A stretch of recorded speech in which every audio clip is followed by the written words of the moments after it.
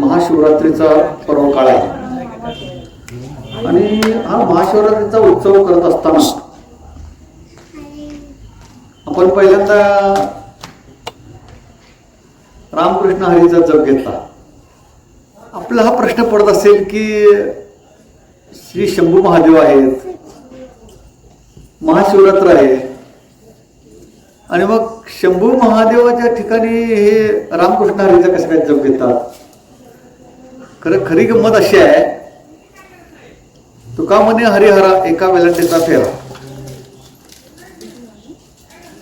साक्षात शंभू महादेव जे आहेत ते कुणाचं भजन करायला हे बघितलं पाहिजे. ही मोठी गंमत आहे बरं काय. शंभू महादेव जे आहेत ते भजन कुणाचं करतात अण्णा, सगळ्यात महत्वाची गोष्ट आहे. ते करतात हरीचं भजन. कुणाचं, विठ्ठल म्हणा, विष्णू म्हणा, काय म्हणायचं म्हणा, ही गंमत आहे त्याची.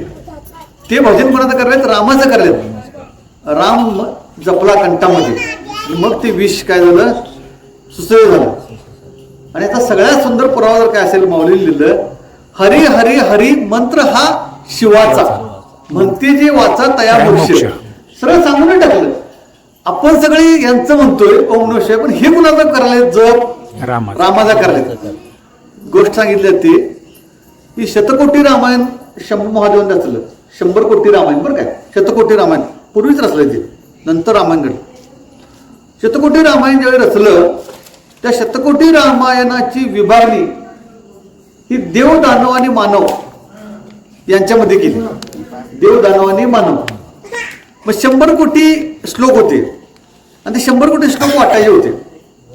मग 33 लाख 33 लाख 33 लाख 99 लाख झाले. राहिले किती, 1 लाख राहिले. 1 लाख मध्ये परत 33,000 33,000 33,000 राहिले किती, 1,000 आले. परत मग त्याचे 300 300 300 100 राहिले, बरोबर नाही. 100 मध्ये परत आणि 3 त्रिक 9 म्हणजे हा 10 राहिले. 10 मध्ये परत 3 त्रिक 9, 1 श्लोक राहिला. आणि ते छंद आहेत ते रचनेचे, अनुष्टुप छंद. 1 श्लोक म्हणजे अनुष्टुप छंदामध्ये 32 अक्षर असतात आणि 32 अक्षरांचा 1 श्लोक, असा 1 श्लोक शिल्लक राहिला शेवटी. मग त्यातील 3 भाग केले. 10 10 10 अक्षर, 10 दानवांना, 10 मानवांना आणि 10 देवांना दिले. मग राहिली 2 अक्षर, ती होती राम. तो राम जपला यांनी, तो राम शंभू महादेवांनी जपला. मग याही वरी पार्था माझ्या भजनी आस्था, तयाचा ते मी माता मुकुट करी. म्हणजे काय, हे सगळं ते म्हणजे पाठीमागे एक योग ध्यान हे सगळं, ह्याच्यापेक्षा सुद्धा ज्याला माझ्या भजनाची आस्था आहे, जो माझ्या भजनात सदैव आहे. भजन म्हणजे चिंतन नामस्मरण, सदैव टाळ मृदंगाचं भजन असं म्हणायचं नाही. जो सदैव माझ्या भजनाची आस्था ज्याला आहे त्याला मी काय करतो, माझ्या मात्याचा मुकुट बनवतो, म्हणजे ताज. मग त्या माझ्या मात्याचा मुकुट बनवतो मी त्याला, असं सांगितलं. आणि ह्याचा सगळ्यात सुंदर पुरावा काय असेल तर हे गीतेत सांगितलं, भगवान श्रीकृष्णाने सांगितलं, समजो.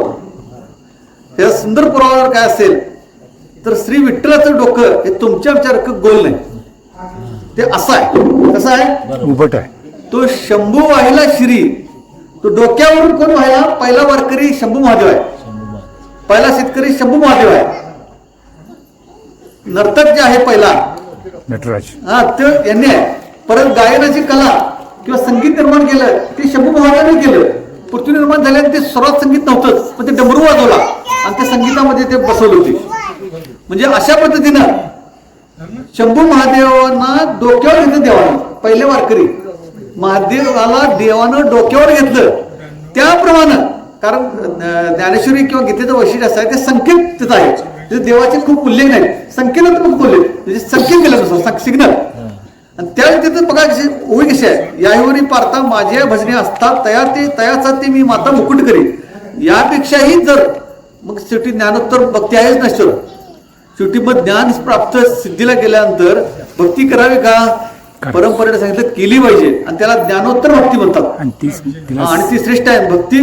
म्हणजे जीवनमुक्त जर एखादा माणूस झाला तरी सुद्धा भक्तिप्रेमाने ते शक्य नाही म्हणून सांगितलं. त्याला जे प्राप्त होणार आहे ते भक्तिप्रेमाने प्राप्त होईल. आणि म्हणून असा भक्त मला आवडतो नव्हे, मी त्याला डोक्यावर घेऊन नसतो. आणि परत ज्ञानेश्वरीत हे पण सांगितलंय की हे काही कौतुक नाही, चांगल्या माणसाच्या ठिकाणी, चांगल्या कृतीच्या ठिकाणी डोकं टिकवलं पाहिजे. हे जनराहटीच आहे, हे कौतुक काही वेगळं नाही असं स्वतः ज्ञानेश्वर महाराजांनी लिहिले ज्ञानेश्वरीमध्ये. हे काही मी वेगळं करत नाही. चांगल्या ठिकाणी चांगल्याला चांगलं म्हटलं पाहिजे, चांगल्या ठिकाणी माता टेकवला पाहिजे, हे विशेष नाही. आणि म्हणून चांगल्या भक्ताच्या ठिकाणी मी काय करतो, माता टेकवतो. त्याला मी माताचा शिरताज म्हणजे मुकुट बनवतो म्हणून सांगितलं. अशी ओळी साधारण होती. आता हे पुस्तक पुढं आहे, सुरपिटी पुढं आहे. हा विषय काय आहे तर शिवलीलामृतचा पण पारायण करतो. त्यामधील दुसरा अध्याय गेल्या वर्षी आपण चालू केलेला होता. आणि तो दुसरा अध्याय काही पूर्ण झाला नाही, कारण ते शक्य नाही, आता होणार नाही. तर त्या अध्यायामध्ये काय सांगितलं की तो शिकारी जो आहे, ही प्रसिद्ध गोष्ट आहे, तो शिकारी शिकार करायसाठी गेलेला आहे जंगलामध्ये. आणि शिकारी शिकार करायला जंगलामध्ये गेलेला असताना त्या दिवशी महाशिवरात्र आहे. आणि एक मंदिर सजवलेलं आहे त्या जंगलामध्ये, एक मंदिर आहे आणि ते शंकराचं मंदिर आहे. आणि ते शंकराचं मंदिर असताना तिथं सगळेजण ते शंकराची आराधना, पूजा, भजन करत आहेत. आणि हे शिकारी जे आहे हे थट्टा करते, जे टर उडते. आता नाही काय देव म्हणणाऱ्या माणसाचे टर उडले तसं आहे ते. तुकाराम म्हणे तेव्हा पण उपाय सांगितला. तुका म्हणे आता काय वचन तेजून या जनभक्ती करा. तुम्ही असं जरी का वागला तरी नाव ठेवणार, तसं जरी वागलं नाव ठेव, चिंता करणे. कारण हे मी नाही सांगत, तुकाराम महाराजांनी 11 चरणाचा अभंग घेतलाय आणि प्रवचनाला तो विषय घेतलेला होता. 11 चरणाचा अभंग, ऐसा लौकिक कदा राखवेना.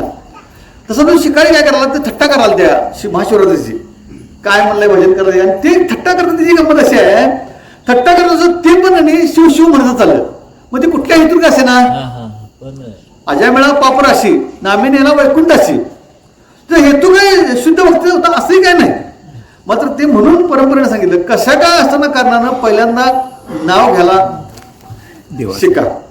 मला आमच्या मित्राने एका प्रश्न विचारला की मनाची माळ श्रेष्ठ काय मनाची माळ श्रेष्ठ. मी त्याला लगेच सांगितलं मनाची माळ श्रेष्ठच आहे, पण मनाच्या माळेवरून पोहोचण्यासाठी मनाची माळ लागणार. आपण काय साधू संत नाही. त्यांनी ते ठाईत बसून करा, एक चित्त आवडे अनंत आळवते. आपण सुविधा परमार्थ करायसाठी काही वेळा वापर करतो त्याचा. काय नाही हो मला देवळाकडे यायची गरज नाही, ते म्हणले ना ठाईचं बसून करायची बाबा, ते आपल्यासाठी नाही आहे ते. आणि मग ते मनाची माळ पोचवते आपल्याला मनाच्या माळेपर्यंत, त्या निर्बंधापर्यंत. म्हणून निग्रह ही नावाची गोष्ट महत्वाची आहे.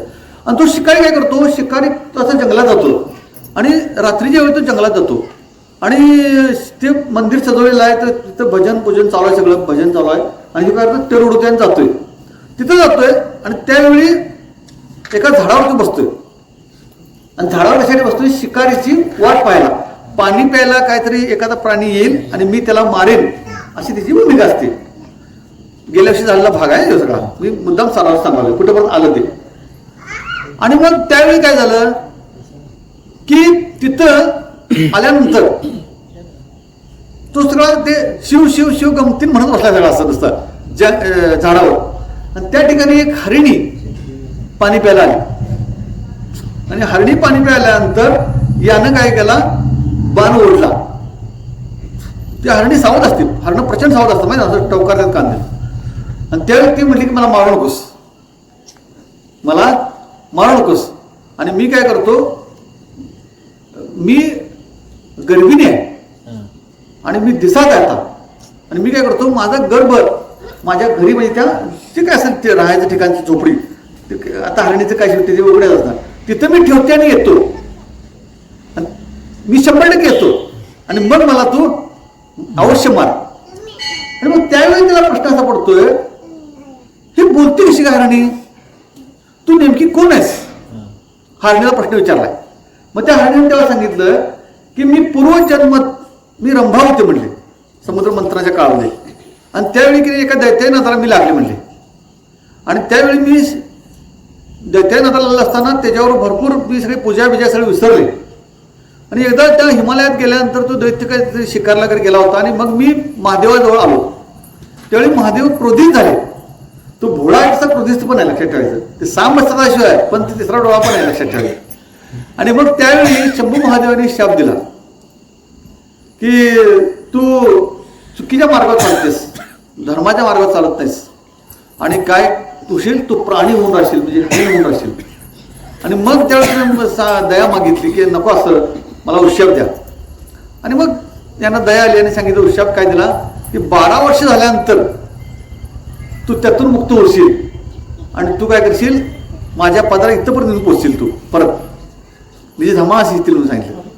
आणि मग त्यावेळी ही ती कुणाला सांगते, ते शिकारीला सांगते. आणि शिकारी काय म्हणतो, तो शिकारी म्हणतोय की तू म्हणतेस की मी जाऊन येते. आणि ती म्हणली की फक्त मला तसा शाप दिला नाही तर माझ्या संगड्याला पण दिला. आणि ते 4-5 हरणं जे असतात त्यात एक नर होते आणि बाकीच्या माझ्या त्या सगळ्यांचा शाप असतो, ते सगळी तिथं असतात, हळूहळू एका टप्प्याने येतात. मग त्यावेळी ते व्याज म्हणतोय, म्हणजे शिकारी म्हणतोय तू शपथ घेऊन सांग, कारण आपलं सगळं चाललंय कशावर, शपथेवर चाललंय. तुकाराम महाराज म्हणले तुझी आन वाहिन विठोबा. ते म्हणले की बाबा दुसऱ्या कुठं माणसाची शपथ घेतोस, त्याच्या देवाची शपथ घेतलेली बरी. आणि मग तसं हिनं शपथ घेतली कोणी या हरणीनं. आणि ती शपथ इतकी सुंदर आहे की नाही, इथंपर्यंत आलतं. गेल्या वर्षी इथंपर्यंत भाग आला होता बरं काय, म्हणजे शपथ, कारण ते खूप वेळ होतो, विस्तार वगैरे करायला म्हटलं तर वेळ होतोय. आणि मग ती शपथ त्या हरणीनं दिली. ती शपथ अशी काय सहजाची एका वाक्यात दिलेली नाही. त्या शपथी ती हरीण, ती दुसरी जोडीदार हरीण आणि तो नर हरीण यांनी दिले 3 शपथी आहेत, साधारण 50-50 ओव्या तरी असतील किंवा 40-40 ओव्या असतील. या शपथी म्हणजे मानवानं जीवन कसं जगलं पाहिजे किंवा मानवी जीवन मूल्य त्या शपथीमध्ये प्रगट होतात. हे वैशिष्ट्य आहे त्या शपथींचं. ते काय शपथी बाबा नाही आलं तर शपथ असं काय एका वाक्यात नव्हतं ते माणसासारखं. आणि म्हणून ज्यावेळी ते डाकणे महाराजांनी गेल्यावेळी हा भाग इथंपर्यंत आणला होता, कुठंपर्यंत, शपथीपर्यंत. आपण प्रयत्न करू, एखादी शपथ होईल, फार काय होईल असं मला वाटत नाही. आपण प्रयत्न करू, त्यांच्या इतकं जमणार नाही पण आपण आपल्या दृष्टीने प्रयत्न करू. शंभू महादेव ज्याप्रमाणे देतील बुद्धी त्याप्रमाणे आपण प्रयत्न करू.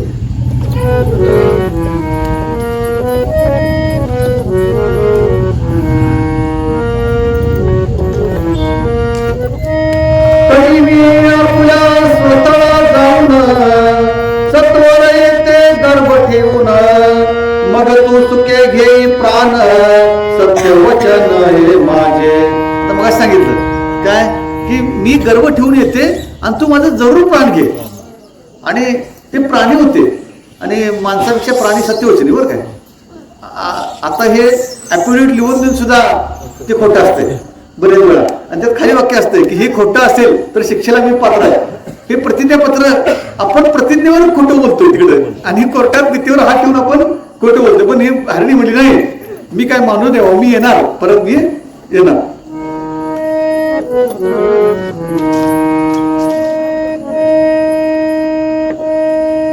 ऐसेवर मी बोलली सावचित्त, त्यावेळी तो व्याज काय बोलत, तू गोड बोलशी यथार्थ, परी विश्वास वचन वाटे. तू शिकारी म्हणतोय तू एवढं गोड बोलायस, खरं मी विश्वास कसा ठेवायचा, माझा विश्वास नाही. शिकारीच तो काय प्राण अभय दान द्यायसाठी नाही, प्राण घ्यायसाठी आला होता. नानापरी असत्य बोलून करावे शरीराचे संरक्षण, हे प्राणी मात्राचा हे ज्ञान, तरी तू शपथ दे आता. आणि तुम्हाला प्राण्यांना माहित आहे असत्य कसं बोलायचं आणि शरीराचं आपलं रक्षण कसं करायचं आणि त्यातनं निष्ठायचं कसं चांगलं माहित आहे. तेव्हा तू काय कर, शपथ घे, असं तो शिकारी म्हणतोय.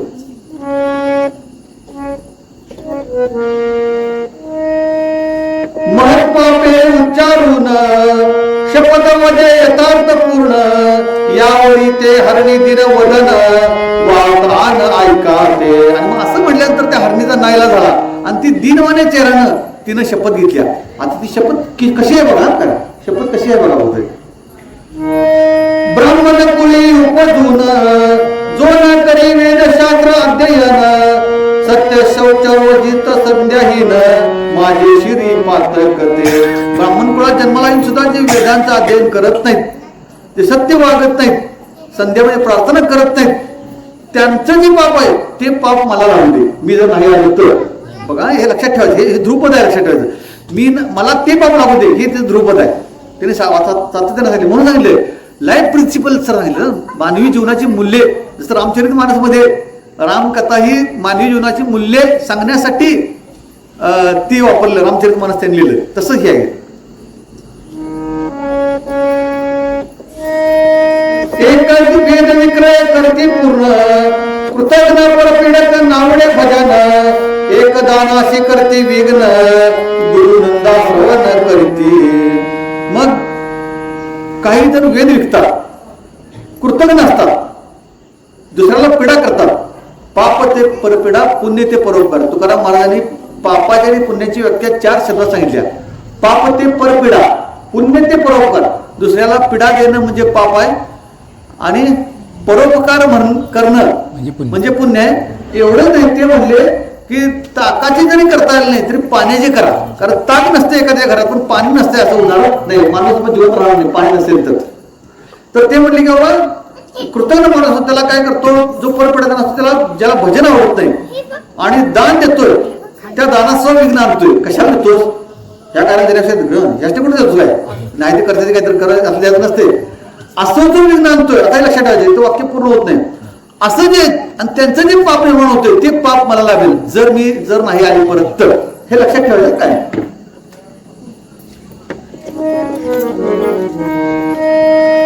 रमावळाची निंदा त्या पापाची म्हणजे होय आपदा, दानात दिले जे ब्रह्मवृंदा हिरोनी घेती माघारी. ब्रह्मवृंदांना जे सज्जन माणसांना जे दान देतात आणि ते माघारी घेतल्यानंतर जेवढं पाप लागतं. उमेचा वर कोण? शंकर. शंकराची निंदा केल्यानंतर जे पाप लागतं ते पाप मला लागलं सांगितलं. एक यती निंदा करीती, एक शास्त्री पाहती द्वैत निर्मिती, नाना भ्रष्ट मार्ग आचरती, स्वधर्म आपुला सांगोनिया. काय ज्ञानेश्वरी मध्ये आले, स्वधर्माचं आचरण किती जरी दुसऱ्या धर्मावर कौतुकाचं वाटत असलं तरी स्वधर्माचं आचरण हे श्रेष्ठ आहे सांगितले. कर्तव्याचा धर्म सांगितलं माऊलींनी खूप सुंदर ज्ञानेश्वरी मध्ये. आणि स्वधर्माचं आचरण हे सगळ्यात श्रेष्ठ आहे. आणि ते स्वधर्माचं आचरण जे भ्रष्ट मार्ग आचरून जे स्वधर्माचं आचरण करत नाहीत आणि त्यांना जे पाप लागेल ते मला पाप लागू दे. जर मी परत नाही आली तर शिकाराला सांगती हरणी. लक्षात आलं ना. देवालयामध्ये जाऊनी हरिकथा पुराण श्रवणी, जे बैसती विडा घेऊन ते कोणी होती पापी. आता मी हे वारंवार सांगतोय, ही ज्यावेळी अशी शपथ ती घेते त्यावेळी ती काय सांगते, असं जीवन असता कामा नये. आता इथे काय सांगितलं, देवालयात जाऊन सुद्धा जर आपल्याला कथा प्रवचन ऐकू वाटत नसेल तर हे पाप आहे. ते म्हणले की हरिकथा पुराण श्रवण हे ऐकत वाटत नाही आणि तिथं बसून विडा म्हणजे तुला बोल घ्या. विडा काय पण ती पद्धत जरा हे झाली, पण तिथं बसून जरी व्यसन केलं तरी ते पाप लागतं. आणि एवढंच नाही तर तो पुढील जन्मी कोण भरेल म्हणून सांगितलं त्याला. हे पण सांगितलं त्याच्या परिपालन पण सांगितलं काय आहे ते.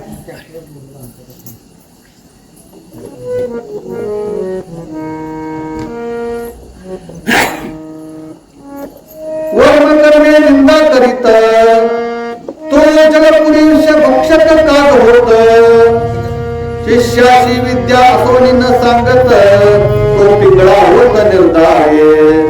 जर त्या गुरुला विद्या येत असताना जर त्यानं आपल्या शिष्याला विद्या नाही दिली तर तो पिंगळा होईल सांगितलं. म्हणजे याचा अर्थ सरळ घ्यायचा बाबा, पिंगळा म्हणजे काय त्या पक्षाला शोधात बसायची गरज नाही.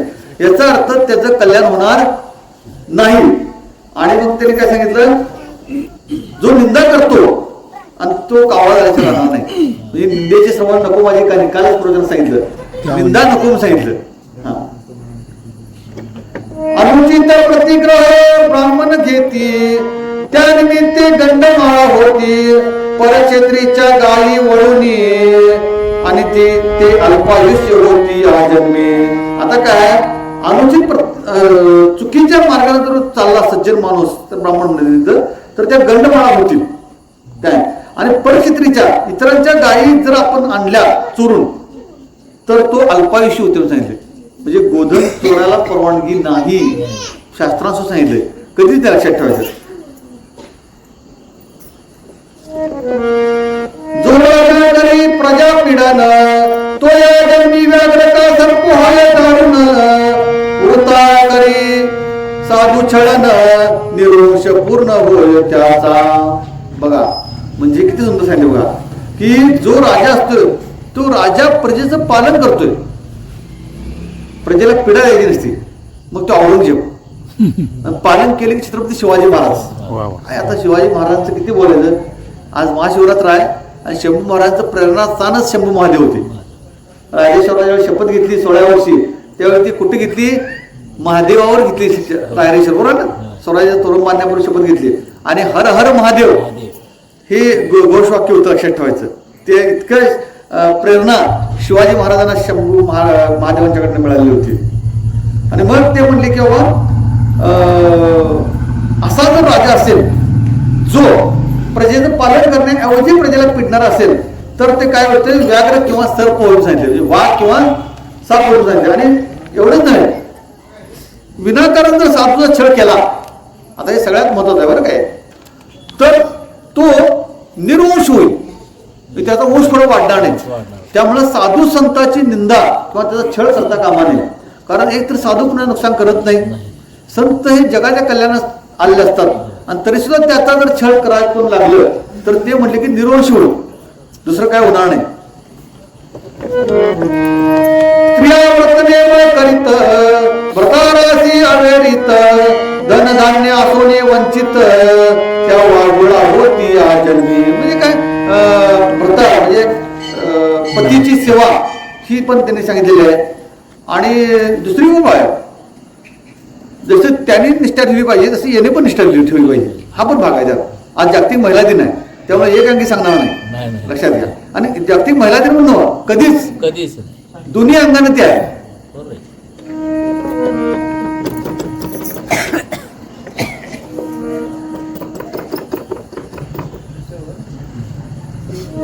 ज्या भटाची निर्भचिती त्या दासी किंवा कुलटा होती, सेवक स्वामीचा द्रोह करती ती या जन्मी येती श्वानाच्या.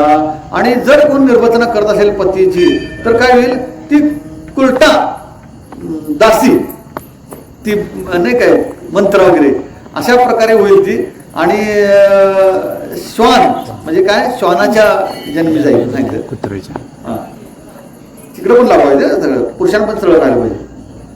सेवकापासून सेवा घेऊन ज्याचे ना देजो वेतन त्या तो अत्यंत भिकारी होऊन दारोदारी हिंडत असे. आता बघा लोकांच्याकडनं काम करून घेतोय, खरं लोकांना पैसे देत नाही, वेतन देत नाही. लोकांना काय म्हटले, सेवकाकडून जो सेवा करून घेतो आणि त्याला वेतन देत नाही तो भिकारी होईल आणि दारोदार हिंडून सांगितले. म्हणजे फुकट कुणाचं करून घ्यायचं नाही, फुकट कुणाकडनंही सेवा करून घ्यायची नाही, त्याचं योग्य मोल दिलंच पाहिजे. किती सुंदर सांगितले बघा. म्हणून सांगितले की शपथ जरी घेतलेली असली तरी त्या शपथेमध्ये मानवी जीवनाची मूल्य प्रिन्सिपल असते सांगितले त्यांनी त्यामध्ये.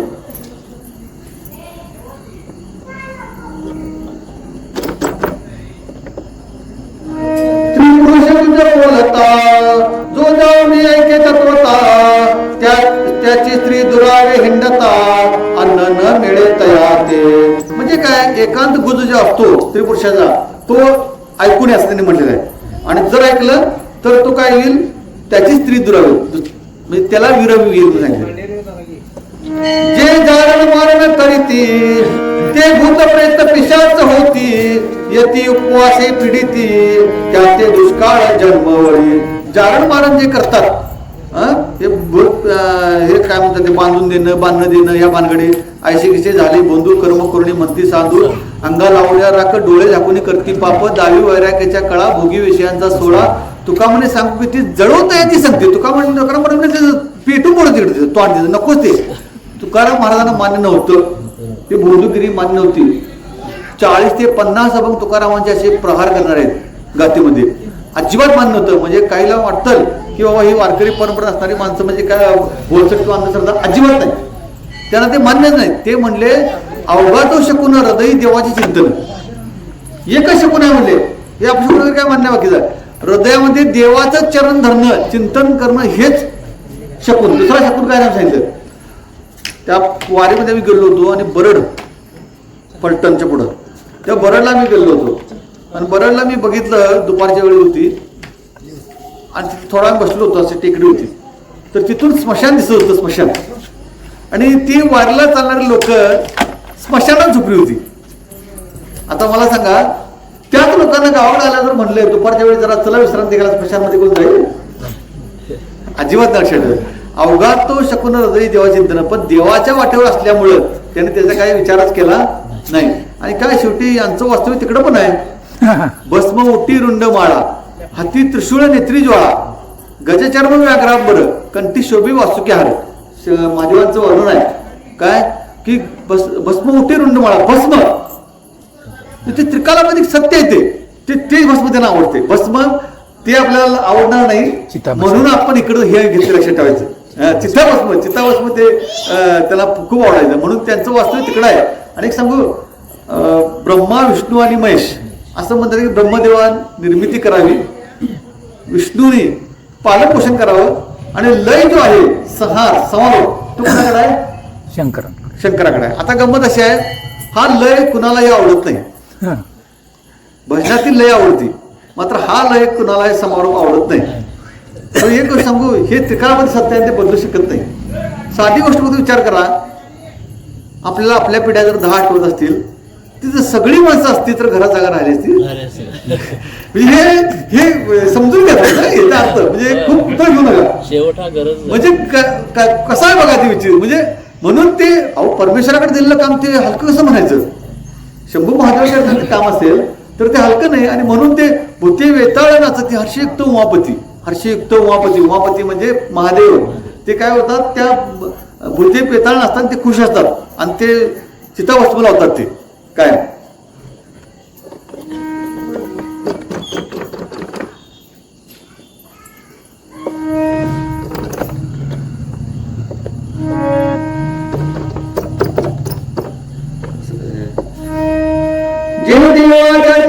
दीपाचे तेल नेती, ते या जन्मी निपुत्र होती, ज्या रांधी त्या अन्न चोळणी भक्षिती, त्या मारजार होती या जन्मी.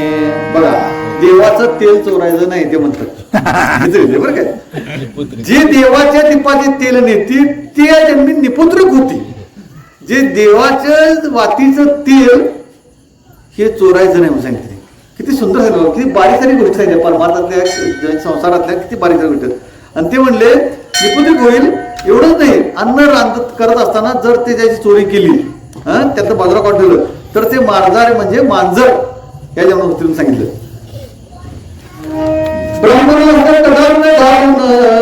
आपण बक्षिती षड्रस पक्वान, त्याचे गर्भवती करून आपुले कर्म वंशे. आता समजून घ्यायचं की सज्जन माणसाला, दारावर आलेल्या याच्या वंचित माणसाला जर आपण आंबलेलं चुकीचं जेवण घालू तर ते जर पाप लागलं सांगितले, ते चांगलं होणार नाही.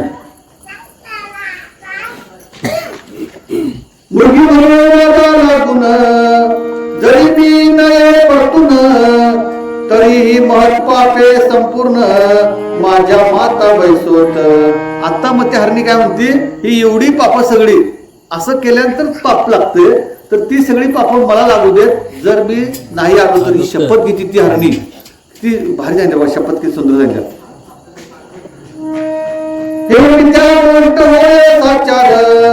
तरी घडो शिवपूजेचा अपहार, ऐशी शपथ ऐकता निर्धार, व्याध शंकला मानसी. त्याला शंका आली. तो म्हणला की अशी एखाद्या वाक्यातली शपथ घेऊन जाईल असं तिला वाटलं, पण तो शिकारी जो असतो तो अचंबित झाला. त्याला शंका आली, अशी शपथ कशी घेतलेली, कोण आहे नेमकं, म्हणजे एवढं कसं काय असं. प्रतिवते जाई आता सत्वरे निशा सरिता, हरणी मने शिवपदाशी तत्वता, पुण्यवंता जाशील. आणि मग म्हणते ठीक आहे म्हणतो यो, जा आणि सूर्य उभाच्या अगोदर लवकर ये. त्या हरणीला म्हणतो तू जा आणि सूर्य उभाच्या अगोदर लवकर ये. आणि त्यावेळी हरणी म्हणते तू पुण्यवान आहेस का, तिला सोडलं ना तिनं. आणि काय होईल तुझ्यावर, काय होईल, शिवपद शंभू महादेवाची कृपा तुझ्या होईल म्हणून सांगितलं. तिला जाताना आशीर्वाद दिला त्या हरणीनं. उदरपान करुणी वेगी निजाश्रमा गेली ते कुरंगी, इकडे व्याध दक्षिण भागी टाकी बिलवत कुरुनिया. आता काय झालं, ती गेली सरोवराकडे ताण लागली होती, पाणी प्यायली आणि पाणी प्यायल्याने ती आपल्या ठिकाणी गेली. कोण? ती हरणी करून घेतला म्हटलंय. आणि इकडे काय झालं, हा जो व्याध आहे शिकारी हा झाडावर बसलाय आणि झाडावर बसल्याने त्याने काय केलंय, त्या मध्यरात्री झाडावर बसल्यानंतर ते बेलाचं झाड आहे आणि ती पानं खोडून तो खाली टाकायला. ही गोष्ट आपल्याला माहिती आहे सगळ्यांना. ती खाली काय असते, बिल्वदल असते. ब्रह्मदेवाने स्थापन केलेलं बिल्वदल त्या जंगलात असते, सॉरी हे शिवलिंग. आणि त्या शिवलिंगावर ते पडत शिव काय करतोय, वाट बघायला. कुणाची? हरणीची. हरणी गेल्या आपला गर्व सुरक्षित ठेवायला आणि परत येतो म्हणून सांगून गेल्या. दोन प्रहरानी यामिनी द्वितीय पूजा शिवे मानुनी अर्ध पाप जळाले मुळी हुनी सत जन्मीचे ते देवा. आता काय झालं, 2 प्रहर रात्रीचे गेले तिची वाट बघत बघत आणि 2 प्रहर गेल्यानंतर ते बिल्व दळ म्हणजे बेलाचं जे पान आहे ते खाली त्या पिंडीवर पडाले. आणि शंकर काय प्रसन्न झाला तर त्या दुसरी पूजा जे एकूण 4 पूजा काहीतरी आहेत त्या रात्रीच्या, तर दुसरी पूजा मध्यरात्री झाल्यामुळं शंकर खुश. म्हणून भूमिका काही असो पण देवाचं नाव पहिल्यांदा घेतलं पाहिजे, नामस्मरण केलं पाहिजे. नंतर ते जाईल तिकडे पवित्रतेकडे, पण सुरुवातीचा टप्पा म्हणून पहिल्यांदा सुरुवात केली पाहिजे. आता शिकारीची कुठं भक्ती होती, त्याची तरी भावना काय होती, शिकार करायची भावना होती. मात्र त्यानं त्याची वाट पाहत त्या हरणीची, आणि तू काय करता थट्टेन का असताना ते शिव शिव शिव शिव थट्टन म्हणत जा. त्या जे जंगलात आल्यानंतर ज्यावेळी त्यानं ते बघितलं ते मंदिर सजलेलं, त्यावेळी ती म्हणला काय वाटलं ते म्हणत बसला. ती म्हणते हे म्हणत गेला, त्याला काय अर्थ पण त्याला काय माहित नव्हता. ती पण म्हणत गेला इकडं. मग इकडे तोंडानं शिव शिव आणि हातानं बिलवदल टाकायचं आलं आणि वाट कोणाची बघायला, हरणीची. आणि त्यात ती दुसरी पूजा महादेवाची संपन्न झाली आणि त्या महादेवाला आनंद वाटला ना, अरे ह्या जंगलामध्ये माझ्यावर बिलवदलाचा वर्षाव करणार कोणतरी आहे. नाही आवड जडली पूर्ण व्याध करी शिवस्मरण मुरगीमुखी ऐकले निरूपण सहज जागरण घडले. बघा आता काय झालं, नामामध्ये आवड त्याला कशी जडली बघा. तो शंकराचं स्मरण त्या मंदिराचं स्मरण त्याला व्हायला, कारण तेवढ्या जंगलात तेवढंच एक सजलेलं मंदिर त्याला दिसलं. म्हणजे ते आठवण त्याला व्हायला लागली त्या मंदिराची, देवाची. म्हणजे हे शिवस्मरण झालं. निरूपण ऐकलं म्हणजे त्या हरणीकडनं प्रवचनच ऐकलं. म्हणजे श्रवण याचं ध्यान पण मंदिरात लागलं आणि श्रवण झालं निरूपणाचं आणि सहज जागरण घडलं. त्या शिवरात्रीला काय केलं, सहज जागरण घडलं. लेखकानं असं लिहिलं की सहज जागरण घडलं त्या व्याधाचं, कुणाचं, त्या शिकाऱ्याचं घडलं.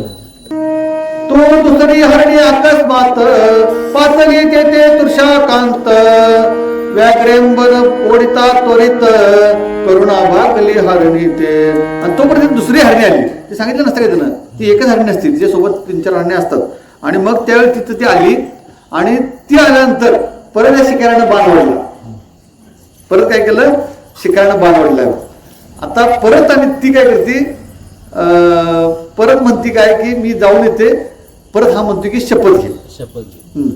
व्याध करी मनात मने शपथ बोली न जाई त्वरित धन्य तुमचे जीवित्व सर्व शास्त्र ठाऊक. तू व्याध म्हणतोय काय मला आश्चर्यच आहे, तुम्ही तर प्राण्यातले हरणे आहात आणि तुम्हाला हे सगळं कसं माहित आहे. ती पण म्हणते, तिला पण म्हणतोय शपथ घे. ती म्हणते ठीक आहे मी घेतो शपथ. दुसरी हरणी पण म्हणते मी शपथ घेतो.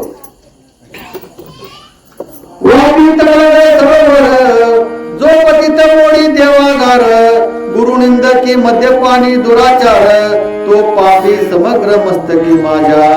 गुरुनिंदेचं जे पाप आहे ते मला लागू दे. मद्यपान करून तो दुराचार करतो, विनाकारण छळतो घरातल्या माणसांना, त्याचं पाप काय होऊ दे मला लागू दे. दुसरी हरणी आता शपथ घ्यायला. महाक्षत्रिय आपण म्हणित समरांगणी मागे पडत वृत्ती आली सीमा लोटीत ग्रंथ निंदिती महापुरुषे. आपण स्वतःला पराक्रमी म्हणतात आणि मैदाना म्हणजे रणभूमी असते त्या रणभूमीमध्ये जे मागे पडतात हे ते पापच आहे. अर्जुन पण युद्ध करायला तयार नव्हता, त्यावेळी भगवान श्रीकृष्णाने सांगितलं अजिबात नाही, युद्ध केलं पाहिजे नाहीतर तुला पाप लागेल म्हणून सांगितलं. युद्ध केलं, जिंकलास तर स्वर्गीचं राज्य जिंकशील, इथलं राज्य जिंकशील आणि मेलास तर स्वर्गीय राज्य जिंकशील म्हणून सांगितलं. त्यामुळे युद्ध करणं क्षत्रिय तुझा धर्म आहे. आणि ते म्हटले की असा क्षत्रिय असतो आणि तो समरांगण मागे पडतो त्यावेळेचं जे पाप आहे आणि किंवा ग्रंथांची जो निंदा करतो ते पाप जे आहे ते पाप मला लागेल जर मी नाही आले तर. वेदशास्त्राची निंदा करी संत भक्ताची द्वेष धरी हरिहर चरित्रे अविरी माझे शिरी ते पापे. आणि वेदांची जो निंदा करतो संतांची सज्जन माणसांची भक्तांची जो निंदा करतो आवडत नाही हरिहर चरित्राची जो निंदा करतो त्याचं पाप मला लाभेल म्हणून सांगितलं. आणि हरिहर चरित्र म्हणले नुसतं हर म्हणलेलं नाही. आणि नामा म्हणे असं ती शिव विष्णू एक नामा म्हणे असं ती शिव विष्णू एक वेदांचा विवेक आत्माराम सगळ्या संतांनी सांगितलं भेद करायचा नाही. त्रिशूळावरी काशीपुरी चक्रावरी पंढरी ते सकाळी आपण सांगितलं. याचा अर्थ तो त्रिशूळ सुदर्शन हे त्रिशूळ तिकडं आणि इकडं काय चक्रावरी म्हणजे सुदर्शन पंढरी हरी म्हणजे विठ्ठलाचं महात्म्य आहे आणि तिकडं काशी म्हणजे महादेवाचं आहे. भेद करायची गरज नाही. काही जणांनी भेद करायचा प्रयत्न केला. आम्ही आडवे न उभे म्हणजे काय उभा एक नाम लावतात आणि आडवे लावतात. इकडे आपल्याकडे नाही ते पण काही तिकडच्या भागात आहे काही ते फार म्हणतात. काही नाही. विष्णू कथा ऐकी शिवाशी जो निंदी तयाची घरी यमनंदी. भेदभाव करायचा नाही. दोन्ही ते एकच आहेत. आणि सांगितलं ना की बाबा ह्याला हरीण डोक्यावर घेतला हरीनं या बाबाला डोक्यावर घेतला आणि स्वतः शंभू महादेव हे हरीचं म्हणजे रामाचं जप करत बसले. म्हणून मला सारखं असं वाटतं की महादेवाच्या मंदिरात गेल्यावर ओम नमः शिवाय म्हणावं पण कधी रामकृष्ण हरी सुद्धा एकदा म्हणावं त्याला बरोबर वाटतं. ते म्हणलं की माझ्या प्रिय मी ज्यांचं नामस्मरण करावलं त्यांचं नामस्मरण करायला भक्त हवं इथं असं म्हणून ना पायी पती लागी शिनवे माझे नाही म्हणे काही पती सांडोनी निजे परगृही ती पापी माझी माता पुत्र दुष्या सन्मार्गे वर्तता त्यासी व्यर्थची गांधी तिजी ते गुरु पोहती तत्वता हिंडता भिक्षा न मिळेची. म्हणजे वर्तन कसं सांगितले. बंधू जे वैर करीती ते या जन्मी मच्छ होती गुरुचे उणे जे पाहती त्याची संपत्ती दगदळ. जे गुरुमध्ये दोष पाहतात त्याची संपत्ती दळून खातील दगदळ सांगितलं.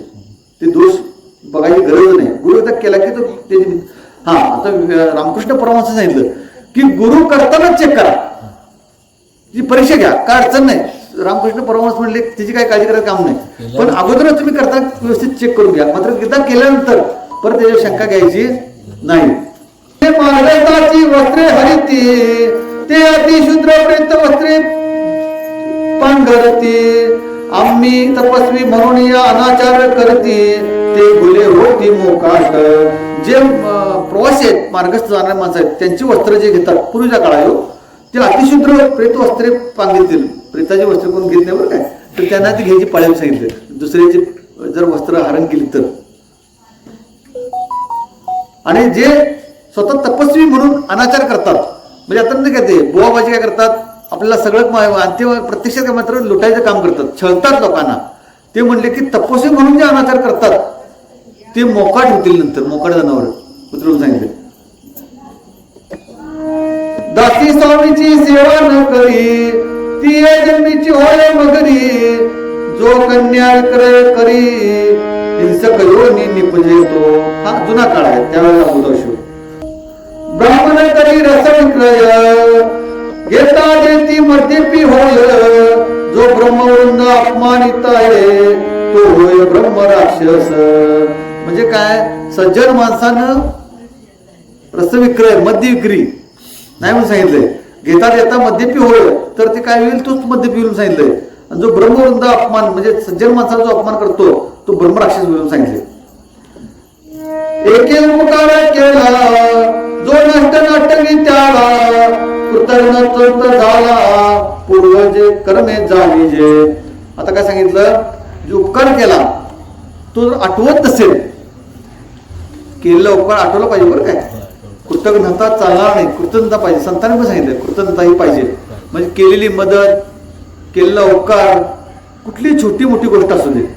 आम्हाला ते तिसरी उतर असताना एक हे होता, धडा होता की तो वाघ होता आणि ते उंदीरकडे त्याच्या अंगावर खेळायचं आणि तो म्हणलं की अरे मला सोड असू दे, माफ चूक झाली.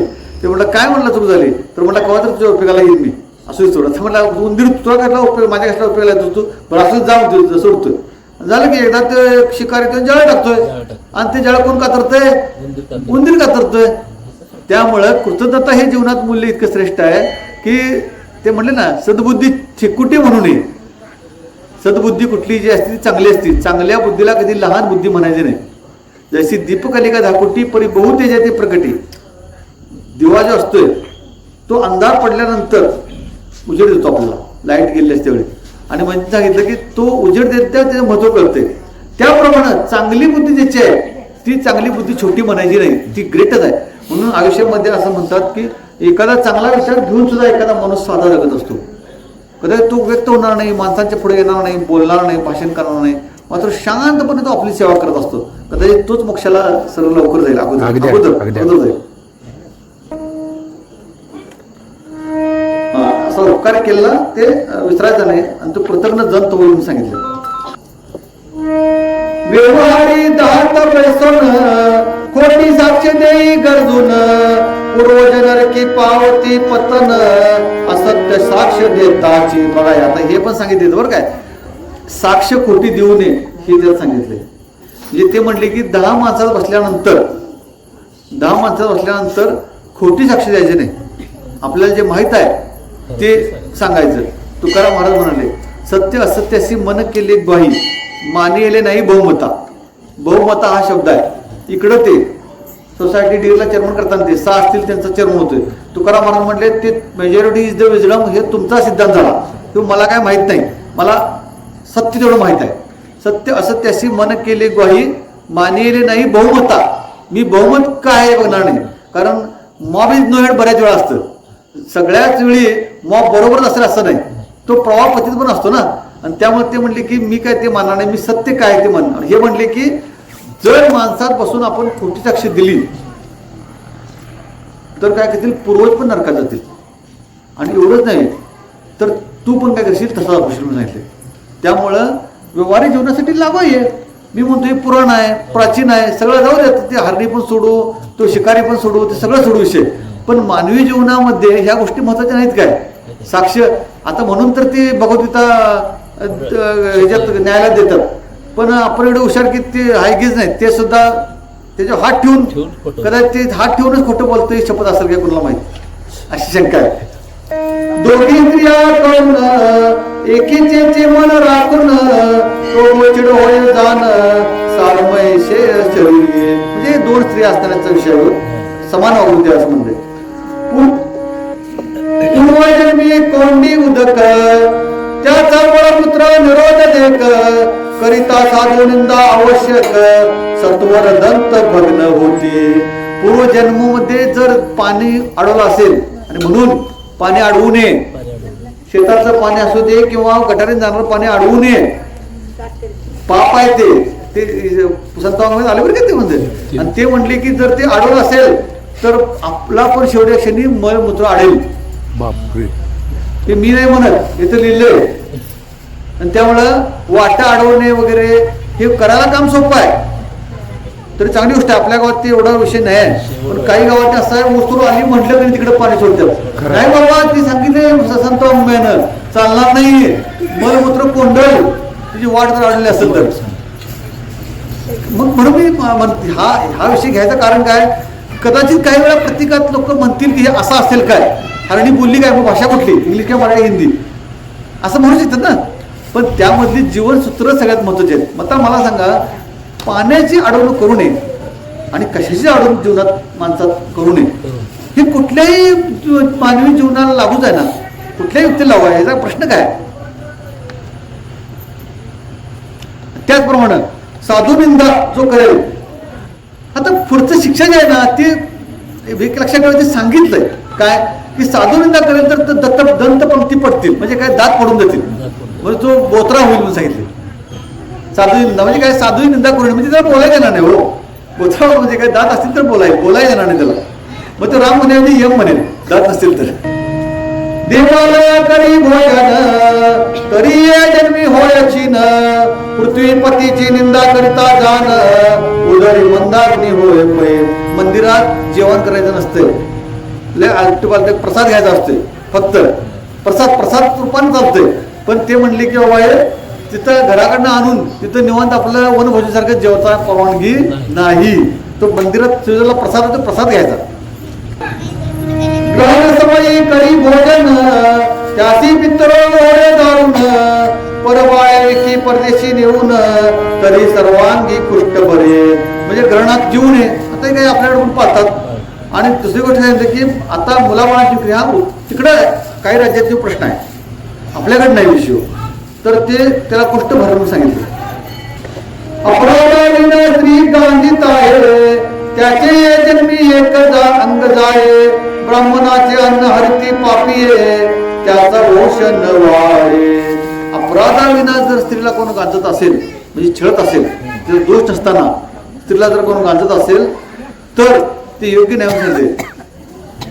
आणि ते एक अंग जाईल म्हणजे लपवाल म्हणून सांगितलं. म्हणजे इतका आज जागतिक महिला दिन आहे. स्त्रीचा सन्मान संत वाङ्मयाने तर कायमच केला.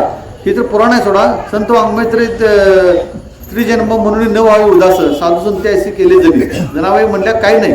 आणि विचार करण्याची गोष्ट आहे. आत्ता आपण मुलींना शाळा शिकवायची का नाही असा प्रश्न पडतो इंजिनिअरिंग पुढचं, का तर याचं वातावरण बरोबर नाही. आणि मग त्यावेळी 13व्या शतकामध्ये अवघा रंग एक झाला ही रचना चोकोमाच्या पत्नी लिहितात. आणि 700 वर्षांतर ती सुद्धा अजरामर रचना आहे. आणि तो लिखाणाचा अधिकार दिला कोणी? संतांनी दिला, आणि पुरुष संतांनी दिला. आणि त्यावेळी आरक्षण संरक्षण नव्हतं, लक्षात ठेवा. आता घटनेने दिले, पण त्यावेळी ते नव्हतं. ते नसताना सुद्धा संतांनी काय केलं? स्त्रीचा सन्मान केला, आत्मविश्वास वाढवला. म्हणून त्या जनाबाईंचा डोईचा पदर आला खांद्यावरी भरल्या वाजारे मी जाईन, पंढरीच्या पेटी मांडियेले पेल, मांडियेले पंढरीच्या पेटी मांडियेले पाल. कशाचं? भक्तीचं. मनगटी घाला तेल तुम्ही, तुम्हाला काय वाजवायचं वाजा. तुम्ही टोचून माझा पदर जरी खांद्यावाला तरी मी भक्तीच्या बाजारात प्रांतामध्ये हे जे पाल मांडलंय हे काढणार नाही, म्हणजे भक्ती करणारच, असं जनाबाई म्हणतात. म्हणजे हा स्त्रीमध्ये जागवलेला आत्मविश्वास, साधुसंतांनी किती आत्मविश्वास जागवला. अहो त्यावेळी 13व्या शतकामध्ये स्त्री संतांचा अभंग लिहून घेणारे कोणतरी पुरुष असतील ना, त्यांनी लिहिलं नसते. त्यांनी लिहिणारा कोणतरी होतेच ना, कोणतरी त्यांनी लिहून घेतलं ते. म्हणजे हा सन्मान स्त्रीला त्यांनी दिला. आणि ते म्हटले की अपराधाने स्त्री गांधीत आहे त्याचे जन्म एक अंग जाईल, तर त्याचं काय केलं? एक अंग जाईल. म्हणजे त्याला पॅरालिसिस मारून जायचं. दोष नसताना स्त्रीला कुठलाही त्रास करायचा नाही सांगितलं. आणि काय? सज्जन माणसाचं अन्न जे धारण करतात किंवा त्याला ते वाढत नाहीत त्याचा वंश वाढणार नाही म्हणून सांगितलं. गुरु संत माता पिता त्यासी जो होय निर्वचिता, तरी वाचा जाय तत्वता अडकळे बोलता क्षण क्षणा. गुरु संत आणि माता पिता यांना जो निर्वचना करेल त्याची वाचा जाईल म्हणून सांगितले. जो ब्राह्मण असे दंड मारी त्याची व्याधी तिडका लागती शरीरी, जो संताशी वाद करी दीर्घदंत होती त्याचे. आता काय हे पण सांगितले की बाबा संतांच्यावर वादविवाद करायची गरज नाही. संत देवापेक्षा श्रेष्ठ आहे, कारण त्यांच्यावर वादविवाद जो करेल तो परत त्याच्याने पण दंतपंक्ती देऊन सांगितले. दिवळवाडीचे तळूवर अश्वत्थाचे वृक्ष साचार, तोडीता पांगुळ होय निर्धार भिक्षा न मिळे हिंडता. आता यांनी काय सांगते? देवाच्या दारातले जे वृक्ष आहेत. आता बघा पर्यावरणाचा विचार किती सुंदर सांगितलं सर. कदाचित कथा म्हणून आपल्याला जुनाट वाटतं, एखाद्या ग्रंथाला वाटेल कथा म्हणून, पण यांनी काय सांगितलं? देवद्वारीचे तळूवर म्हणजे देवाच्या दारातले जे झाड आहेत.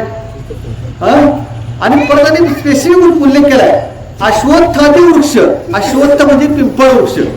देवानं विभूती योगामध्ये सांगितलंय 10व्या अध्यायामध्ये की अश्वत्थ माझी विभूती आहे, म्हणजे पिंपळ ही सुद्धा माझी विभूती आहे. म्हणून जयाची द्वारी सोन्याचा पिंपळ अंगी ऐशी बोळ रेडा बोल. जयाची द्वारी सोन्याचं म्हणजे ज्ञानेश्वर महाराजांच्या दारामध्ये सोन्याचा पिंपळ आहे, माहिती ना. त्याच सोन्याच्या पिंपळ 1 लाख प्रदक्षिणा माऊलींच्या आईनं घातल्या होत्या आणि मग माऊलींचा जन्माला शिकवलं. आणि ते म्हणले की असे वृक्ष जे तोडतात. बघा आता झाडं विकासासाठी काढायचा आपला काळ आला, रस्ता करतोय झाड तोडा. पूर्वी निप्पाणी जाताना रस्त्याला भरपूर झाडं होती, आता ती कमी झाली झाडं. आता निप्पाणीकडे जाताना तरी काही विशेष नाही, वैरण वाळवंटच झालंय. आणि हे काय म्हणतात की देवाच्या दारातलं किमान देवराई तरी राखा म्हणतात. आता पण ते पेपर होते का देवराई हां देवराई राखा. हे म्हणतात की देवदारीचे तरुण वृक्ष जे आहेत तो जो तोडेल, पिंपळासारखे वृक्ष तोडेल, तो काय होईल पांगळा होईल. आणि एवढंच नाही, त्याला खायला मिळणार नाही, त्याला भिक्षक करून वाढणार नाही सांगितले. हे सांगितलंय. म्हणजे याचा अर्थ काय समजून घ्यायचा की बाबा वृक्षांचं संवर्धन करा. वृक्ष वळल्या मा सौरे वनचरे पक्षी सोरे आळवती. म्हणजे तुकाराम महाराजांनी सांगितलं एवढंच नव्हे, ज्ञानेश्वर महाराजांनी त्याच्या अगोदर 3-350 वर्ष ज्ञानेश्वर महाराजांनी एक ओवी लिहिली, जी अण्णा हजारे म्हणली की मला त्या ओवीनं प्रेरणा दिली पारायण करत असताना, की नगरीची वसावी, जलाशय निर्मावी, महावने लावावी नानाविध. म्हणजे काय, गावं निर्माण करा, त्यामध्ये जलाशय म्हणजे तळी तयार करा. त्या काळात तो काळ गावं निर्माण होण्याचा, कारण आपल्या गावची स्थापना 1126 आहे. आणि ज्ञानेश्वर महाराजांनी 1212 टीका केली ज्ञानेश्वरी. तर ते म्हणतात की गावं निर्माण करा, तळी निर्माण करा, आणि त्याच्या पोत्यानं महावने लावावी नानाविध, वेगवेगळ्या प्रकारे झाडं लावा. नुसतं कावळांना बसलेलं निलगिरी नव्हतं, इतर पण झाडं लावा, वेगवेगळी चांगली झाडं लावा म्हणून सांगितलं. आणि इतर पण सांगितलं की बाबा वृक्षांचं संवर्धन केलं पाहिजे. जो पुत्र वेश करीत आणि दारिद्र्याचे लग्न मोडीत, तरी स्त्री ससल राहे पोटात, वंद्या निश्चित संसारी. पुत्र द्वेष जो करतो आणि दारिद्र्य गरीब माणसाचं किंवा मोठ्या माणसाचं कोणाचे असू दे, लग्न मोठं हे मोठं पाहावं नाही, हे चालणार नाही म्हणून सांगितले. ती हरणी सांगायला बरोबर ती हरणीच्या तोंडातून हे जीवनात सांगितले. आणि मग काय होईल, असा माणसाला संसार पासून बाजूला व्हायची वेळ असं करून चालणार नाही. जो चांडाळा गोवड करी त्याची मिळे कर्कशा नारी, वृषभवदिता निर्धारी शतमूर्ख पुत्र होईल त्यासी. म्हणजे काय चांडाळ म्हणजे काय, गोवड म्हणजे गायीची हत्या करू नये असं म्हणण्यात येतं. आता काय ते काय गाय रात्री चोरून येतात, परत तिकडे कुठल्या राज्यात जातात, काय गोहत्या करतात, काय परत केंद्राने काय कायदा केला गोहत्या करू नये, हे सगळे विषय आहेत. तर त्यावेळी त्यांनी सांगितलं की गोवध करू नये, आणि त्याची बायको कर्कशी होऊन सांगितलं. उदय करुणे पशु मारत, तरी मुख्यात प्रजा होती समस्त, जो पतिव्रतेस बहु इच्छित, तरी कुरूप नारी कर्कशा मिळे. आणि चारा आणि पाण्याविना जो पशु मारतो, तुकारामाने काय म्हणले, भूतदया गाई पशुचे पालन, तानिल्या जीवन होण्या माझी. आदर्श व्यक्तिमत्वाचे वैशिष्ट्य सांगताना धन उत्तम दुवा या भागामध्ये भूतदया गाई पशुचे पालन ते म्हणले की बाबा त्या मुख्या प्राण्यांना चारा आणि पाणी देणं हे पुण्य काम आहे. आणि ते म्हणे की असं जर नाही केलं, असं जर काय नाही केलं, उदर तृण म्हणजे चारा आणि पाण्यापासून जर पशुला मारला तर काय होईल, आपली मुलं ती मुकी होती सांगितलं. किती महत्वाचा संदर्भ सांगितला. मी म्हणतो ते बाकीचं पुढे शिक्षक सोडा, पण पाणी मात्रावर दया करा हा संदर्भ आहे त्याने सांगितलाय. जो पाणी बहुजीव सहारी, तो संसारी, गुरुचा त्याग जो चांडाळ करी, तो उपजताची मृत्यू पाहे. आता गुरुचा आदर राखला पाहिजे. जीवनात गुरु महत्वाचा आहे. म्हणून दत्तात्रयाने तरी 24 गुरु केले होते. या सगळ्या भूतलावरचे, पृथ्वी तलावरचे, पर्यावरणातले गुरु दत्तात्रयाने केले होते. आणि ते गुरु सगळ्यात त्यांनी भारी मानले, 24 गुरु दत्तात्रयाचे ते. आणि मग त्यांनी काय म्हणले की बाबा अशा गुरुची आपण काय करू नये, अवहेलना करू नये. आणि तो चांडाळ सांगितले, गुरुचा त्याग करणारा तो चांडाळ आहे. नित्यात्मा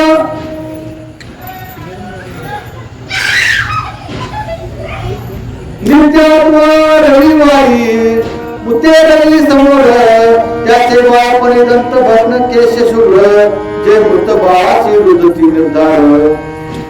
म्हणजे काय सांगितले मध्ये की लघुशंकेसाठी बसताना सूर्याकडतून करून असं म्हणणं आहे त्यांचं.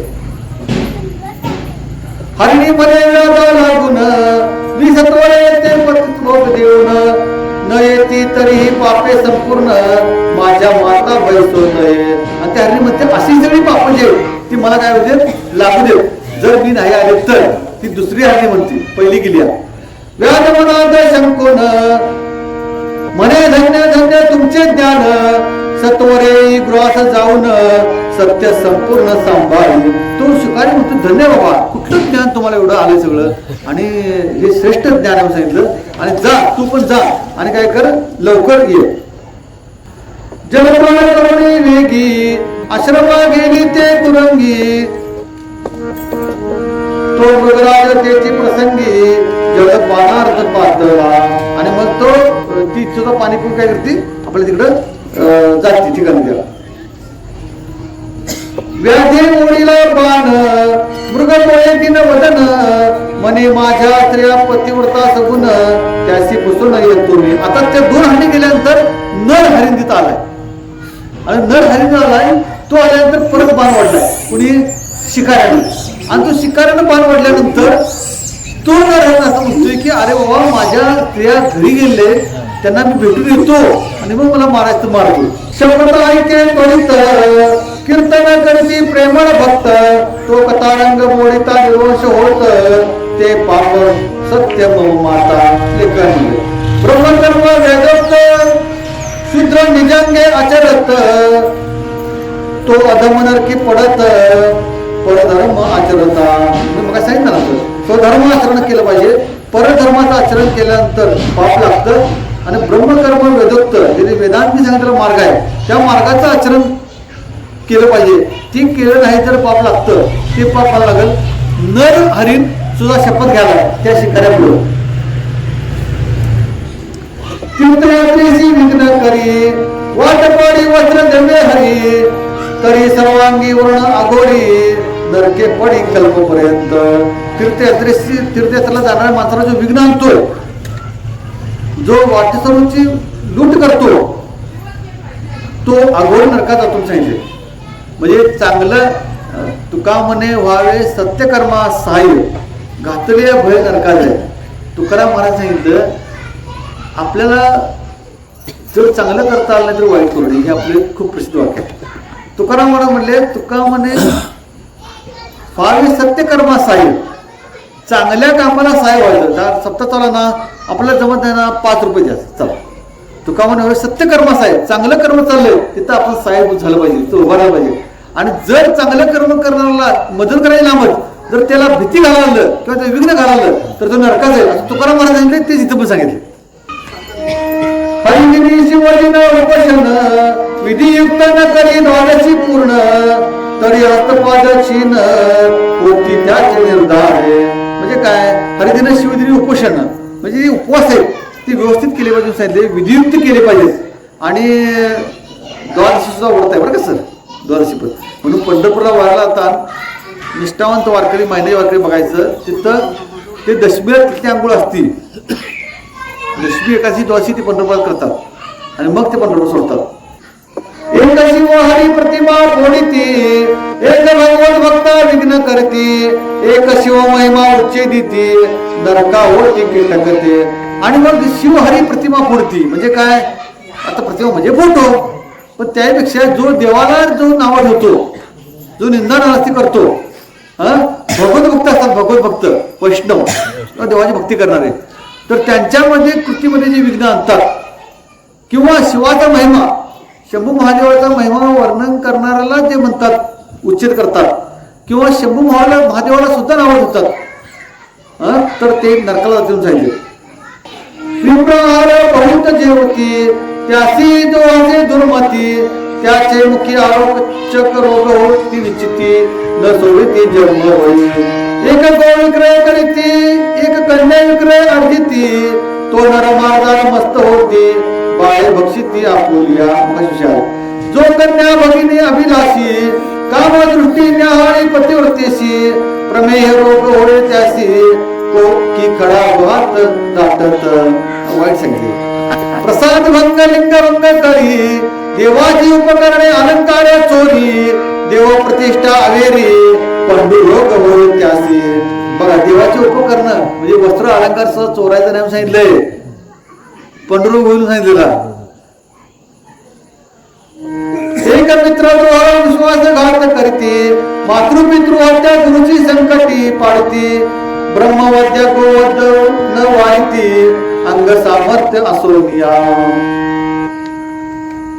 म्हणजे अंगात ताकद असताना सुद्धा जो गृह हत्या टाळू शकत नाही किंवा मित्रद्रोह करतो, विश्वासघात करतो आणि मातृपितृ हत्या करतो, गुरुजी संकटात पाडतो, तो नरकी टाकून सांगितले. ब्राह्मण बैसवणे बाहेरी उत्तमान्न जेवी गृहांतरी सोयऱ्यांची प्रार्थना करी संग्रहाने पोट शिवड होती दया. आता समजून घ्यायचं, प्रत्येक वेळी जेव्हा ब्राह्मण शब्द समजून घ्यायचे सज्जन माणूस म्हणजे ब्राह्मण. तो सज्जन पुढे बसलाय 5 वर्षात आणि आपण आज जेवालोय. आणि एवढंच नाही, सोयऱ्यांची प्रार्थना करतोय म्हणजे नातेवाईकांना मात्र काय करतोय, गुलुगुलू करतोय. आणि मात्र तो वंचित माणूस आलाय दारात, त्याला मात्र घास परत देत नाही. तर त्याला पोटशूळ होईल, तिथे पोटात दुखून सांगितलं. पोटशूळ, पोटात दुखणं बरं, पोटशूळ वाईट, तो प्रचंड असतो तो. एक गुरु छळन एक म्हणती पावयाचे लक्षण नाना दोष आरोपित अज्ञान त्यांचे संतान वाढे. गुरुदोष चालणार नाही, गुरुछळ. जो सदा पितृदेश करी जो ब्रह्मवृंदाशी अवेरी शिवकीर्तन ऐकता त्रासे अंतरी तरी पितृवीर्य नव्हे तो. शिव म्हणजे पितृद्वेष चालणार नाही. दुसरी गोष्ट ब्रह्मवृंद सज्जन माणसांचा आवेर चालणार नाही. आणि शिवकीर्तन म्हणजे शंभू महादेवाची कथा चालू आहे तर त्याचा जो त्रास होतो आणि ते चालणार नाही सांगितलं तरी पितृवर्य नव्हे तो. तर तो वाईट बोलले, पितृवर्य नव्हे याचा अर्थ तो खऱ्या बापाचा नव्हे असं म्हटले. शिवकीर्तन नव्हे सादर तरी कर्ण निर्धार नस त्याची गोष्टी जल्पे अपार तो दुर्धर होय निर्धार. शिवकीर्तन देवाची कथा आवडत नसेल तर कर्ण म्हणून रोग होईल नसेल किंवा होईल. शिवकीर्तन किंवा पुराण श्रवण तेथे शयन करिता सर्प होय दारुण एक अतिवादक छळक जाण तो पिशाच योनी पावती. म्हणजे काय, कुठली कथा ऐकत असताना झोपू नये असं त्याने म्हणलंय. झोपेला वरदान आहे, बरोबर आहे. त्या ठिकाणी ती लगेच येते, ग्रंथ ऐकताना लगेच डोळं लागतं आपलं. आणि प्रोत्साहन मात्र ते म्हणले की नाही, नको तसं नको करा. एका देवाची विट येत ब्राह्मण पूजावया कंटाळीत तीर्थप्रसाद आवेरीत त्यांच्या आकुळती अंगशिरा. आणि देवाची पूजा करायला त्याला विट येतो, सज्जन माणसाची पूजा करायला त्याला कंटाळा येतो आणि तीर्थप्रसाद जो टाळतो त्याच्या शिरा आकृती सांगितली. ऐसी पापे अपार अपार मग मस्तकी होईल परंभार बघ पारदी मने सत्वर जाई सताना मृगवर्या. आणि मग अशी पाप मला लागू द्या असं तो हरिण म्हणतो. आणि मग तो ठीक आहे, हा शिकारी काय म्हणतो, जा जा तू. आता त्या 2 हरणी अगोदर गेल्यात आणि मग आता याला परवानगी दिली जा.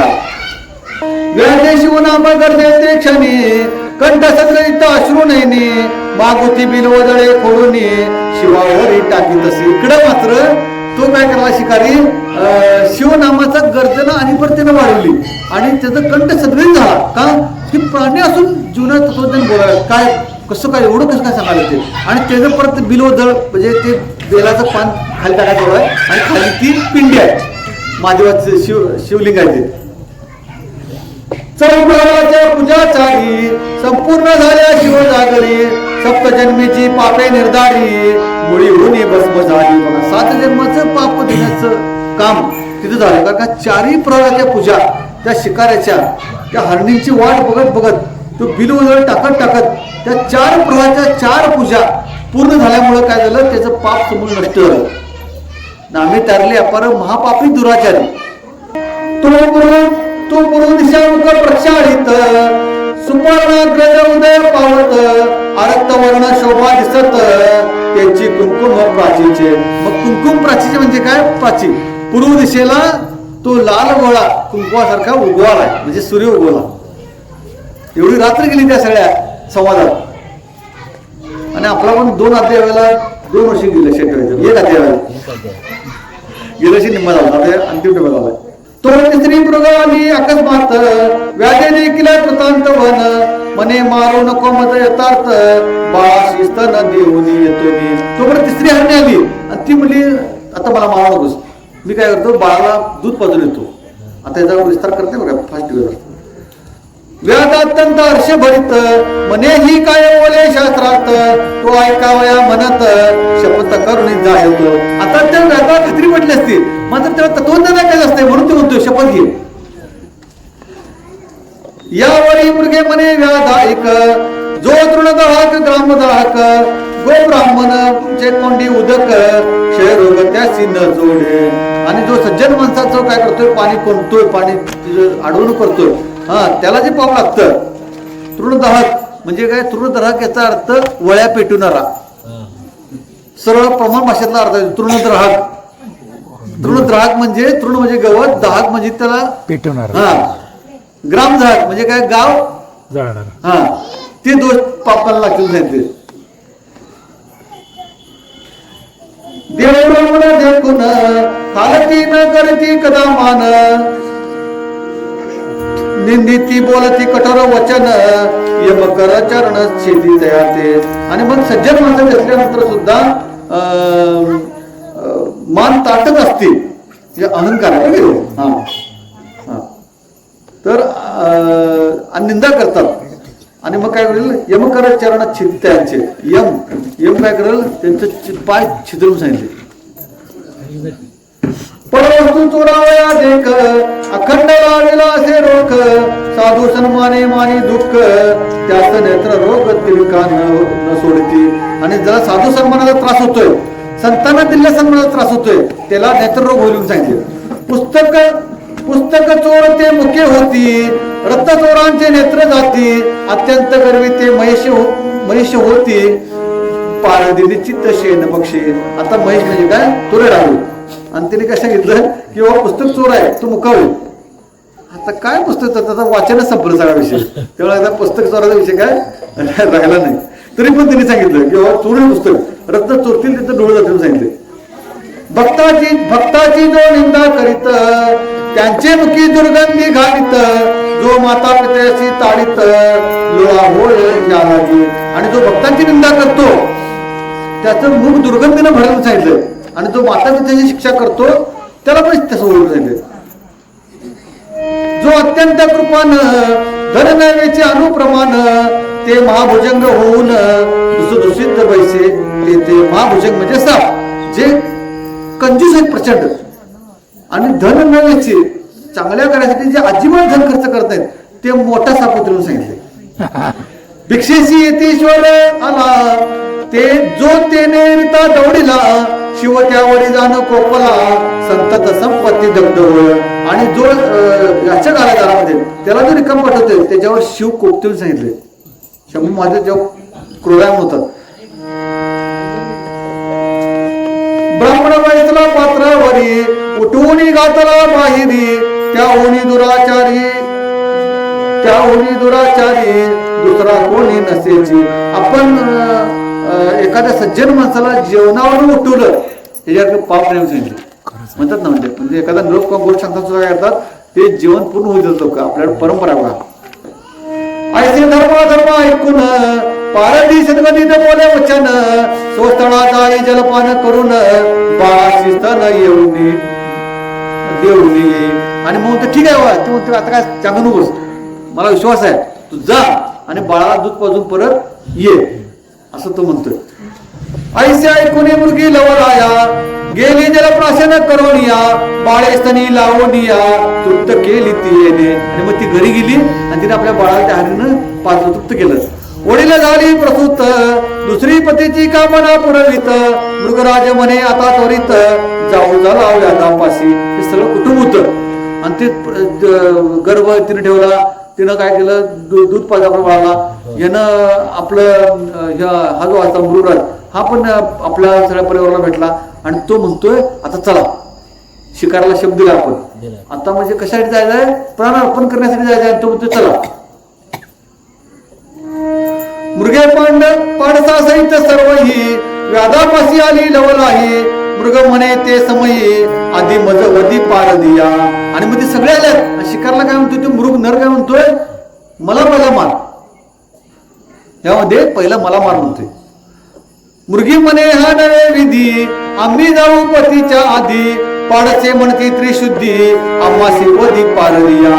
त्याच्या त्या हरणी म्हणतात नको नको हे चुकीचं होईल, पहिला मला मार, आम्हाला मारा पहिल्यांदा आणि मग आमच्या पतीला मारा. तोपर्यंत पोरगा म्हणतात दोघांना नको, आम्हाला पहिला मार. त्या शिकाराला ते म्हणतो बरं ते. त्यांची वचने ऐकता क्षणी व्याध सद्गतीने झाला मनी, अश्रुधारा लोटल्या नयनी लागे चरणी तयांच्या. काय झालं? म्हणून संत संगत पाहिजे, चांगल्या माणसाची संगत का पाहिजे? कधीतरी बदल होईल, लक्षात ठेवायचं. ते रामकृष्ण परमहंसांची गोष्ट, आता वेळेचं हे होईल थोडं, पण ते सांगतो थोडीशी. तर त्यांनी सांगितलं की ते काय, हारवाल्यांनी कोळी मासेवाली त्या दोघी मैत्रिणी असतात, आणि त्या दोघी मैत्रिणी असताना त्या बाजारपूर्वी एखादी एसटी असायची किंवा गाडी नसायची, आणि त्या एका बाजारात भेट होती, दोघी मैत्रिणी चांगल्या.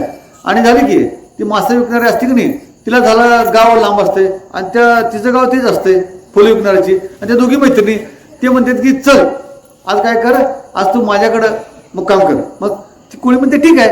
मग झालं, घरी जातात, जेवण करतात, झोपतात.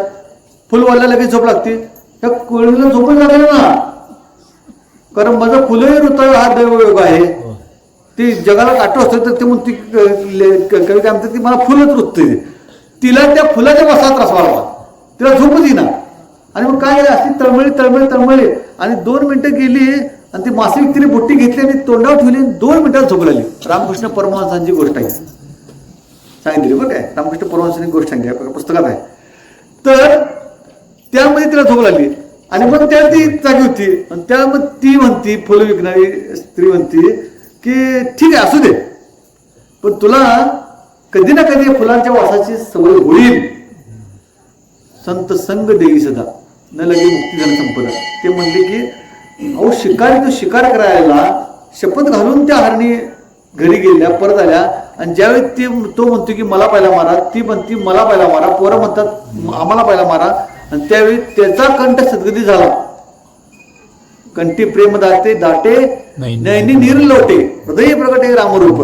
त्यावेळी त्यानं ते अंतकरणीचं भरून आलं आणि ते सर्व खाली उतरला आणि तोच पाया पडला त्या चौघांच्या. मने धन्य जिने माझे झाले, तुमचे मुखे निरूपण ऐकले, बहुता जन्मीचे पाप जळाले, पावन केले शरीर. ते म्हणले माझा जन्म धन्य झाला. तू शिकारी म्हणतो बरं काय, शिकार करायला आला होता. माता पिता गुरुदेव तुम्हीच आता माझे सर्व, कैचा संसार मिथ्या वाव, पुत्र कलत्र सर्व लटके. काय संसार कुठलं काय, तुम्हीच माझं माता पिता आणि गुरु आणि देव म्हणले, त्या पाया पडल्या म्हणतो. व्याध बोले प्रेमे करून आता कधी मी शिवपद पावेन, तो अकस्मात आले विमान, शिवगण बैसले त्यावरी. आणि तो म्हणतोय की मला शिवाची कृपा कधी होईल आणि मला ते शिवपद त्या तिकडे कधी जाता येईल मला शंकराकडे. आणि त्याच वेळी बरोबर शिवगण विमान घेऊन तिथे येतात. पंचवटन दशभुज व्याघ्रांबर नेसले महाराज, अद्भुत तयांचे तेज दिक्चक्रावाची न समाय. दिव्य वाद्य गज वाजविती किन्नर, आलाप करती विद्याधर, दिव्य सुमनांचे संभार, सुरगण स्वय वर्षिती. म्हणजे ते सुरगण आणि सगळं ते संगीत. मुर्गे पावली दिव्य शरीर, व्याधी करी साष्टांग नमस्कार, मुके म्हणे जय शिवहर, तो शरीर भाव पालटला. आणि ते जे हरणी होत्या त्यांची परत ती मानव म्हणजे देव दिव्य देव झाला. त्यांची पण त्या हरणींचं काय झालं, हा पण शिकारी त्या याला गेला बसून, आणि यांचं पण काय झालं रूपांतर, जो शंभू महादेवाने शाप दिला होता ती 12 वर्ष पूर्ण झाली आणि तिथं त्यांचं रूपांतर एका दिव्य आसामीमध्ये झालं त्यांचं. पैसी झळका सुवर्ण तैसी व्याध धारा दशभुजा पंचवदन, शिवगणी बहुत प्रार्थून दिव्य विमानी बैसला. परिसाचे संगे लोखंड बिघडले परिस्थिती झाले. असं म्हणतात की परीस नावाची कल्पना आहे ती, तो परीस लोखंडाला लावला त्या सोनं होतं. म्हणजे चांगल्या माणसाच्या संगतीनं आयुष्याचं कल्याण होतं, हा त्यांना सूत्र त्यांना सांगायचं. आणि त्याप्रमाणे त्या शिकाऱ्याचं झालं. व्यावलेला शिवपदा प्रती तारामंडळी मृगे राहती, अध्यापक गगनी झळकती, जन पाहती सर्व डोळा. आणि ते व्याज शिकारी शिवपदाला नेला आणि तारामंडळामध्ये ते मृग आहे म्हणून ते मृग नक्षत्र आणि ते मृग दिसते की ते 4-5 बघा ते असं त्यांचं म्हणणं आहे की ते आकाशात त्यांची जागा आहे आणि ते मृगाचं हे दिसते आपल्याला, त्याचं संकेत दिसतो का तो मृगाचा, आपण म्हणतो की ते हरिण हरिण आहे, तर तसं ते तिथं जागा दिली त्यांना, जसं ध्रुवा दिली तसे. सत्यवती हृदय रत्न खानी रसभरित बोलेला लिंग पुराणी, ते सज्जन ऐकून तिचे रजनी ब्रह्मानंदे करोनिया. धन्य ते शिवरात्री व्रत श्रवणे पातके दग्ध होत, जे हे पठण करती सावचित्त धन्य पुण्यवंत नरतेची. जे ऐकतील जे श्रवण करतील ते धन्य ही कथा. सज्जन श्रोते निर्धर सत्य प्राशन करुणे शिवलेला अमृत, निंदक असुर कृतकी बहुत त्यास गुप्त कैचे हे. कैलासनाथ ब्रह्मानंद तयाचे पद कल्लार सुगंध, ते श्रीधर अभंग अष्टपद रुंजी घालत शिवनामे. रुंजी घालणे श्रीधर आहे, श्रीधराने लिहिले. शिवलामृत ग्रंथ प्रचंड स्वकंद पुराण ब्रह्मोत्तर खंड, परिसोत सज्जन अखंड द्वितीयाध्याय गोड हा. तर अशा प्रकारे ते म्हटले की हा दुसरा अध्याय पूर्ण झाला, म्हणून थोडासा वेळ झाला, पण काय अपूर्ण राहायला नको. 2 वर्षात तरी किमान दुसरा अध्याय पाहिजे, 2 वर्षात मिळून दुसरा अध्याय. तसं विस्ताराने सांगायचं तर वेळ जातो. मात्र सगळ्यामध्ये मी जसं सांगितलं की आपल्याला काही जर ऐकताना वाटेल आपल्याला की हे पुराण प्राचीन सगळं ठीक आहे, पण याची सूत्र ही लाईफ प्रिन्सिपल सगळ्यात महत्वाची, जीवनाची सूत्र ही सगळ्यात महत्वाची आहेत. आणि ही मला वाटतंय शिवरात्र कथा जी आहे ती कथा या दृष्टीनं आपण ऐकावी असं ग्रंथकर्त्याचं म्हणणं आहे. लक्षात आलं ना. आणि म्हणून त्या दृष्टीनं हरणीने ज्या शपथा घेतल्या, मृगाने जी शपथ घेतली, ती शपथ म्हणजे मानवानं कसं असावं यासाठी शपथ होती. शेवटी तीही निजामाला गेली, तो शिकारीही त्याचं परिवर्तन झालं. आणि म्हणून आजचा महाशिवरात्रीचा दिवस हा सदैव देवाकडे विनंती करा की बाबा मला तुझ्या चिंतनात ठेव, मला काय कर चिंतनात ठेव. मानसपूजा किमान झाली पाहिजे, देवाच्या इथून पाया पडलं पाहिजे. मात्र मानसपूजा सुद्धा अंतःकरणात नामस्मरण करत असताना देव आठवला पाहिजे, दुसरं काय नको. इतर आठवण्यापेक्षा देव आठवत नामस्मरण केलं तर नक्की त्याची कृपा झाल्याशिवाय राहत नाही. थोडंसं सोरं लागत आधीमध्ये, तरी सुद्धा जेवढं शक्य आहे माझ्यापर्यंत होत तेवढं मी सांगितलं. ह्या गोष्टीला 2 व्यक्ती असले की जरा बरं पडतं. एकट्यानं वाचायचं आणि एकट्यानं विश्लेषण करायचं, सोबत ते विचार तोपर्यंत चालवते. आपण दोन्ही एकाच वेळी करताना थोडी मर्यादा पडते, तरी पण ठीक आहे. शंभू महादेवाने ज्या पद्धतीनं जे सुचवलं त्या पद्धतीने सांगितलं. आणि ग्रंथामध्ये जे लिहिलेलं आहे त्याच्या सोडून काय आपण बाहेर काही करत नाही. तर महाशिवरात्रीच्या सगळ्यांना शुभेच्छा. महाशिवरात्री महापूजा व्हावी एवढीच प्रभू श्री शंभू महादेवाच्या चरणी विनंती आणि सगळ्यांच्या चरणी वंदन.